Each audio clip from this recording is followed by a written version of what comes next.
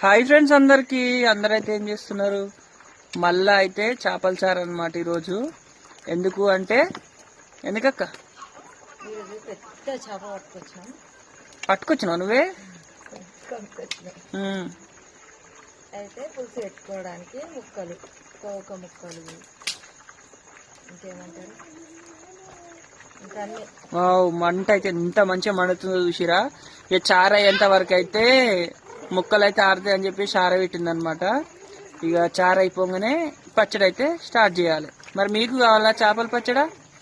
కావాలి అంటే మాత్రం ఆర్డర్ పెట్టుకోండి. కట్ల పొయ్యి మీద అయితే చేసి పంపిస్తాం. పప్పు హాయ్ చెప్పురా. హాయ్ ఫ్రెండ్స్ అందరికి మా డిన్నర్ స్పెషల్ ఫిష్ కర్రీ.